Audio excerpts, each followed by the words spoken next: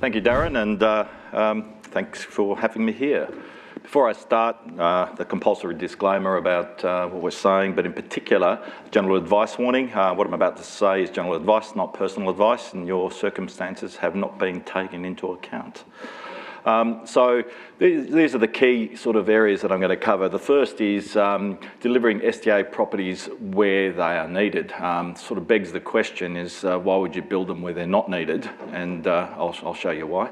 Why people are doing that. The other is, whilst the main objective of our fund is delivering NDIS properties, there's a secondary outcome which is delivering residential accommodation, and that in itself is another hot topic in not just Australia, in the world. The US has got precisely the same issue. And finally, not finally, but before you can consider the social impact of your investment. You, in particular, as SMSF trustees, have got something called the sole purpose test.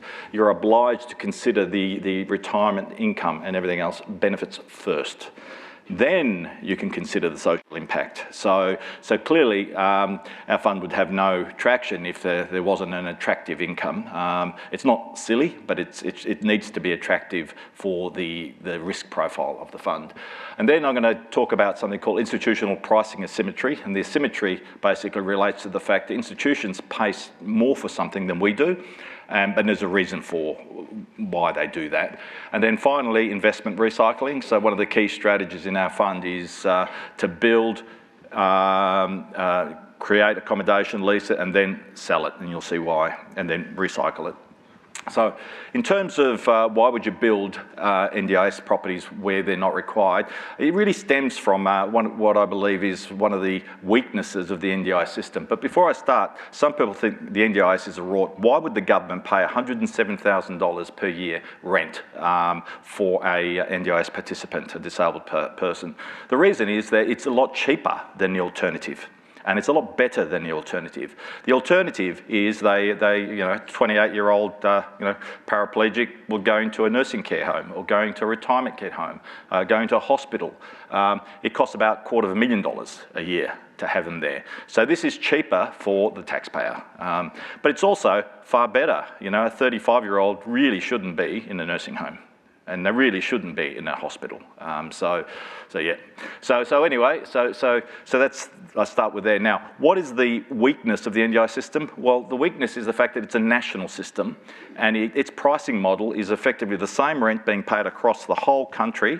And it's got what's called location factor, so it adjusts a little bit. But the location factors actually make it worse. When you look at the location factors, they weight regional, outer suburbs areas above metropolitan areas. Now, what that results is that the yield, if the cost of land in regional or outer suburbs versus the cost of land in Metro Melbourne and Sydney, it's quite easy to see what will happen is that the yield appears much better in regional areas or outer suburbs because the land is a fraction of the price of what it is in Metro Melbourne and Sydney. So what have all the investors doing? You're probably seeing advertised on, I made the mistake of clicking a button once, and now every time I switch my computer on, I see this stupid guy advertising NDIS property investors needed, Of course they're needed, but they're not needed out in Whoop Whoop because the problem is that's not where people live.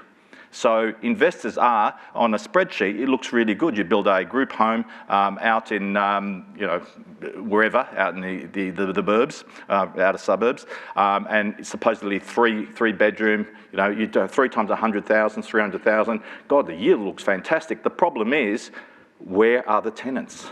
And also, because the cost is so low to build in these areas, you're not the only one building. So it's quite easy to get 4 people together, syndicating, buying a block of land, doing a bit of construction, borrowing a bit of money. It all looks so good, but there aren't tenants there. So the tenants are in metro areas. And so that's really what I say, delivering where it's needed. Now, the problem is, in metro, if you just did the standard NDIS design, the cost of the land would result in an income yield of about 6 or 7%. Now that's okay, but it's not attractive enough because as the question earlier on was saying, what return would you expect on a capital thing over 10 years? You expect it to double, right? Well, that's because there's a capital growth. These properties are specialists. You can't sell them as easily to a normal residential market because they're built with a particular need in mind.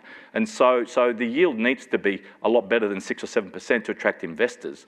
So the thing is, how do you achieve that? You know, how do you make land cheaper in metro areas? It's quite simple from our perspective.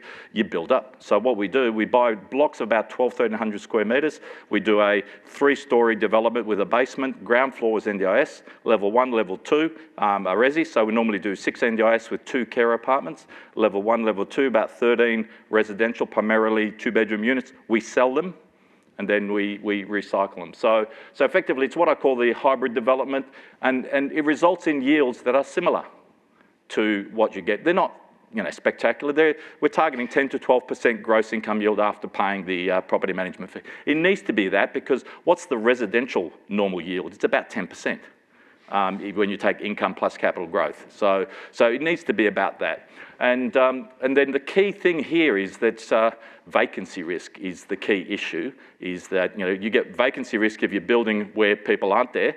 By building where investors live, or not investors live, the participants live, the vacancy risk is lower. Now, from a hybrid perspective, as I indicated, you know, we develop properties in metropolitan infill locations.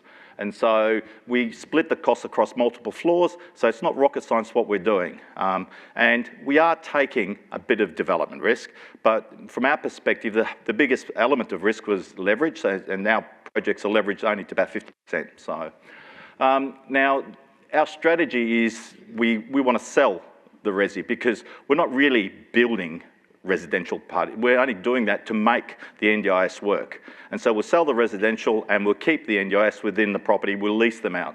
And we're targeting about as a 10 to 12% gross rent, or rent after property management fees. And then on the residential side, that's standard residential development. It's in the 8 to 12%, depending on the suburb that we're attracting. So they're not excessive returns, but they're reasonable. They're attractive. Now, from an SDA perspective, you know, as I said, one lens that investors need to look at, and from a sole purpose test, is the investment outcome, and that should be reasonably attractive. The other side is, what are we doing? What good are we doing? The first is that, you know, we're delivering, well, one of the things that is a new requirement is that you've got to separate the service provider from the landlord, from the property owner, because the government wants the flexibility of a tenant, if he doesn't like the service provider, to be able to flick that service provider who provides the home services to another one. If the owner of the properties is the same, it means that they'd be worried about being homeless. So we do that. We separate it. We are the landlord. We have no relationship with the service provider. The second is that, I don't know whether you saw the NDIS expose or report in the Four Corners last year. One of the key issues that was identified that surprised me as well is that the abuse that is reported, a lot of it is actually tenant-to-tenant abuse, which is surprising. So one of the things is that our design is every tenant gets their own spacious 1-bedroom apartment, which is designed specifically for high physical needs, is our design target. So it reduces the risk of abuse, and also no sharing required because, as we found, it's really hard to get tenants, the second tenant, because, you know, we find it hard to find someone we want to share with. Imagine having a far reduced universe of people to choose from. And obviously we targeted metropolitan locations, all brand new accommodation. So, you know, all the NDIS tenants who are currently stuck in dilapidated group homes, you know, provided by the government, well, this is going to be a great alternative for them. So institutional pricing is very simple. They buy assets at a cap rate. Cap rate is the net income divided into the price, and things like Bunnings attract a cap rate of about 5.5%, very attractive tenant, etc. We are aware, and we know that institutions acquire lines of NDIS properties, and they've been doing it between 7 and 8%. I've spoken to several institutions who basically, once we can lease them, will buy them off us at 8%. Now, what that means is if we're delivering it between 10 and 12 and we're selling at 8, that's a healthy capital gain that passed to investors. Now, so that's where we achieve some of our returns. Now, why would institutions do this? Because they can't be bothered taking the time to do all these little things to build a portfolio. We do that. They can't be bothered taking the development risk to do the complex resi and NDIS. We do that. And for that, we, being the investors, get the returns, and obviously fund manager, we share a little bit of it as well. So that's the portfolio sale.